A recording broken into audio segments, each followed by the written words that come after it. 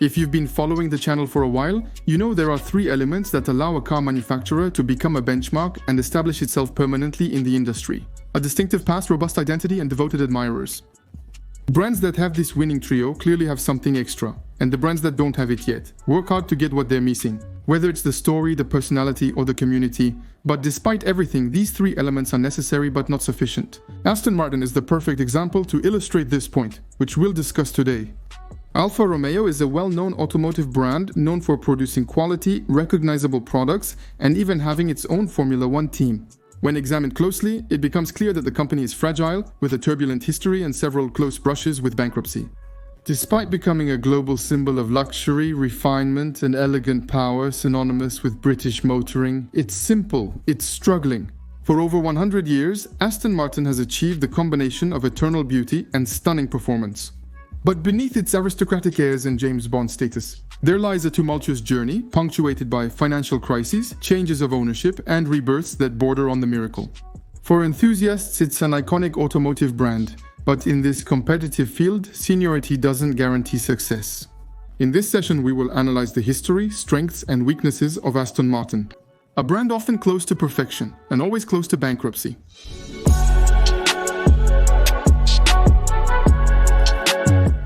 Aston Martin is over 110 years old, though it was only meant to last 11 years. Lionel Martin and Robert Bamford, the creators, began their career as dealers for the English brand Singer in 1908. Singer was a small car manufacturer, like many others in the early 20th century, unrelated to sewing machines or Porsche. After entering a car in the Aston Clinton race in England and winning it with Lionel at the wheel, the two partners decide to start selling their own car in 1913, and so this is the birth of Aston Martin.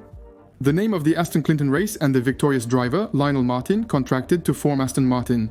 They launched their business at the start of World War I and faced turbulence from the beginning. However, they recover after the war due to investments from Count Louis Borowski, a pilot of Polish descent. Don't bother remembering his name, as he's one of the many owners who won't greatly influence Aston Martin's fate. Lionel Martin becomes the brand's director, while his partner and friend Robert Bamford departs the company in 1920 as they begin producing their own engines and chassis. Maybe it was an early sign that something wasn't right from the start. At Aston on May 24, 1922, the brand new manufacturer achieves its first feat by beating several speed world records with the Aston Martin Bunny. The feat of maintaining an average speed of 77.67 miles h for 16 hours. The competition history begins 2 months later, participating in the Grand Prix of the Automobile Club of France in Strasbourg. That's the cool part of the story. Despite its car's appeal, Aston Martin struggles commercially and fails to attract buyers, leading to its first bankruptcy in 1924. Despite a financial rescue by the Benson family in 1925, Aston Martin's recovery was short-lived, and the company went bankrupt again in 1926, marking its second bankruptcy in 2 years. This time, a group of industrialists, including Italian driver Augusto Betelli, take over the company and focus solely on producing sports cars. The company's last remaining founder, Lionel Martin, is then ousted from the company. And in 1932, Aston Martin wins the biennial Le Mans race, but the brand goes bankrupt once again. The next owner will be Arthur Sutherland, who puts his son Gordon in charge. I don't know what they have. The bosses of Aston Martin have always put their sons in charge, but with this brand, it almost seems like it's a tradition. One day, Gordon proposes building a completely new 4-door Aston Martin instead of a traditional sports car, compact with a discrete 4-cylinder engine. That resulted in this, the Aston Martin Atom. As we have a sense of timing at Aston, the Atom is ready in 1939, just in time for... Oops! Since it was not at all a military vehicle, it had no reason to exist at that time, and as a result, it was never marketed. But it was used throughout the war as a development vehicle to be perfected and serve as a solid base for Aston Martin models that would come after the conflict. Originally, there were plans for mass production. But given the situation in Europe after World War II, it was not the time to launch this product, whose development costs were much too high. So, in 1946, although Aston Martin was financially stable and profitable, the Sutherland family lacked the resources to market the Atom. She puts the company up for sale again, with a small ad in the Times, to which a man responds who will have a great influence on the life of Aston Martin, billionaire David Brown. Gordon Sutherland drives our Aston Martin Atom to the headquarters of David Brown's company to present the model. After driving with the industrialist, he decides to buy the brand. From 1947, it's a rebirth for Aston Martin, which merges with the company Lagonda, another British luxury brand under the direction of David Brown. Aston Martin has seen immense growth, becoming a global brand by introducing iconic models bearing the chief executive officer as initials, like the DB2 in 1950, and of course the most famous of all, the icon of beauty, the famous DB5 in 1963. The DB5 made Aston Martin famous, especially due to its appearances in James Bond films, starting with Goldfinger, which we'll discuss later. Aston Martin was finally becoming a mature and profitable automaker. But since nothing has gone as planned from the start at Aston, this period marked the arrival of internal conflicts that pushed the boss David Brown to leave the ship and sell his company. In 1972, financial hardship returned. 3 years later, new investors acquired the brand by injecting the necessary capital to produce two brand new cars, the 585 Vantage and the Lagonda. These two models had advanced tech, but their issues were in the style. You didn't miss that, right? They were not at all in line with the models that made the brand famous, and in particular the Lagonda, with its very 80s style, which was a monumental flop and a disaster for Aston Martin. The 1980s were another turbulent period. In 1981, Victor Gauntlet took control of Aston Martin, playing a crucial role in maintaining the brand's presence in James Bond movies. But the sales were still insufficient. And in 1987, Ford began to invest in the company before taking full ownership in 1994. Under Ford's leadership, Aston Martin had significantly more resources to develop new models and expand its range, starting a new era for the brand. The DB7 launched in 1994 was a major success and marked the start of a renaissance for Aston Martin. The V12 Vanquish introduced in 2001 was lauded for its performance and design. However, challenges remained despite its merits. In 2007, after 2 decades together, Ford sold Aston Martin, which subsequently had multiple owners. From David Richards, ProDrive's boss who designed the 177, to Invest Industrial, the Italian group that initiated a strategic partnership with Mercedes-AMG. In 2013, Aston Martin partnered with AMG to utilize their powerful engines and essential technologies to stay competitive against other automakers. That's why we can recognize certain Mercedes interior elements in several Aston Martins from that period. Invest Industrial also tried to revive the Lagonda brand with a strange concept, then launched Aston Martin on the stock market in 2018, and today it's the Canadian billionaire Lawrence Stroll who has taken control of the brand. The current owner, the 10th in the company's history, is responsible for Aston Martin's return to Formula One, a topic we will discuss next. Lawrence Stroll aims to bring success and stability to the company. To accomplish his mission, he bet on a two-step strategy.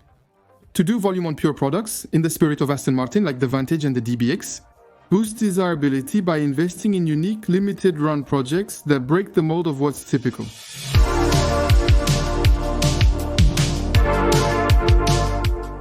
When you have a brand that goes through 10 changes of ownership, there are two ways to see things. One might think that someone has cursed it at birth and that it is a doomed company that is condemned to be perpetually in trouble. Alternatively, you can view it from a different perspective. Entrepreneurs and investor groups have stated at least 10 times that this brand must survive at all costs. And they decided to risk their hard-earned fortune to succeed in reviving Aston Martin and give it the destiny it deserves. So even if Aston has sometimes had a bad reputation for the reliability of some models, mainly because of a pre-sale service that was not always excellent, due to lack of resources, it is obvious that this brand has something extra that others do not have: its style. Its design identity is summed up in 2 words: quiet and clear, despite the brand embodying luxury, performance and exclusivity. It belongs to the category of those who do not overdo it in terms of style, but rather tend towards discreet luxury. And to express this philosophy that is anything but ostentatious, but is nonetheless impactful. There are 4 simple elements that are always found on Aston Martins: the opening of the front wing, the hood edges, the shoulders, and the famous Aston grille. The hood edges, these are the lines that are always present, as their name suggests, on the hood of Aston Martins, whether it's the sports models or the Grand Touring models like the DB9, and we even had them on the cursed city car based on the Toyota IQ, the Signet. Generally, they run across the hood and die around the winged logo of Aston Martin, and they even sometimes go all the way to rest on the volume defined by the typical grille we're going to talk about. Right after that, it's rather on recent models, like the openings at the level of the front wing. These lines add dynamism, and they signal that we're not just dealing with cars that are simple roadsters, but still cars with character and power. Depending on the finishes and versions, we have specific air intakes that differentiate the highest performance models. Like on the V12 Vantage, easily identified by its vents. Now, there is a third element that allows expressing the strength of the Astons and their power subtly, while respecting the calm and clear design identity. These are the shoulders. All the brand's cars have shoulders, even the most family-friendly ones, like the DBX Sport Utility Vehicle or the Fast 4-door from 2010. The shoulder is the horizontal recessed space between the rear wing and the cabin of the car. At the back of the car, the cabin narrows, This doesn't benefit the interior space, but it greatly emphasizes the wheels, giving the car a planted stance. As shown in previous videos, this trick is crucial for adding dynamism. It's a quote very present on sports cars, which you will never find on minivans. The Volkswagen Scirocco and Golf exemplify how shoulders can differ between models within the same brand. The Scirocco was much more dynamic in its style, for the simple and good reason that the cabin narrows a bit at the back and leaves room for a shoulder that exists much less on the Golf of the same generation. Apart from that, they have nearly everything in common. Likewise, staying with Volkswagen, it's worth noting that the Arteon sedan has often been praised for its design since its inception. The brand's management wanted to have a model with a slightly more sporty spirit, derived from the Passat, and to illustrate to management the need to sacrifice a little rear space to have shoulder room. The 5 Volkswagen designers went to get an Aston 585 Vantage and displayed it in the studio, to show that the nice shoulder immediately makes any car package much more sporty. And that's what worked for the Arteon, which is much more dynamic than the Passat. British car brands have traditionally favored distinctive grilles, unlike Ferrari, which has frequently changed its grille design, or Porsche, whose 911 model lacks a notable grille. And of course, we can't talk about Aston Martin design without talking about our fourth element, the iconic Aston Grey, which first appeared on the Atom, which we talked about earlier. In 1939, this shape was purely functional, combining the radiator and side air intakes needed to cool the brakes. The face of the Astons continued to evolve from this. The grille on the very first DB2 is divided into 3 distinct elements. But the essential shape that still exists today appeared in the 50s version. The DB4, DB5 and DB6 used almost identical grille designs. Even when other design houses like Zagato made models for Aston Martin, such as the DB4 Grand Touring Zagato, they stayed true to the tradition.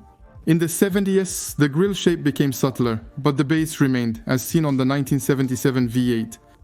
The modern Aston Martin grille design first appeared on the DB7 under designer Jan Callum. It has evolved in proportion since, becoming much larger on the new DB12. However, this adds to Aston's growing desire to assert its identity. On some sports models, the brand has emphasized the feature by offering lipstick paint to further highlight this unique element.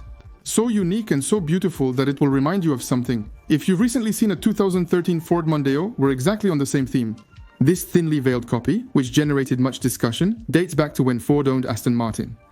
The Americans were aware that the English brand's appeal was primarily its appearance, so they aimed to integrate numerous design features. For the other brands in their group, like Jaguar, which released the XK with a design very similar to the DB7 at the time, both cars were designed by Ian Callum, who created the stunning DB7, DB9 Jaguar XJ and Jaguar F-Type. He also designed the Ford Mondeo, having worked in various roles within the Ford Group, and who wanted to replicate the philosophy of Aston style to improve the design of other brands. Ultimately, despite the plagiarism, the grille made the Mondeo much more appealing. Major brands and famous models have distinct elements that contribute to their reputation. Aston Martin's visual signatures, including silhouettes, details and curves, are so deeply ingrained and recognized that changing them seems sacrilegious. Yet, Aston Martins have constantly changed since their inception, while managing to keep their common DNA, which exudes luxury without excess and contains the element that sets them apart: charm. Charm is what makes a person, object, or even a car irresistible and memorable. It's that allure and presence that captivate. An analogy between the beauty of Aston Martins and a woman could be a naturally beautiful woman without artifice or makeup, the opposite of a bimbo. Who would take it too far? To be clear, for my female viewers, this is just an analogy. We shouldn't compare women to cars, and the same could apply to men anyway. You generally like fit guys, but there are a bit fewer of you who like guys who overdo it, so that's for the image. Neither bimbo nor bodybuilder, just naturally beautiful. Making instantly recognizable, beautiful cars is essential for a luxury brand. But in this competitive segment, it's crucial to make them known to the public. That's where we'll explore another facet of Aston Martin's genius.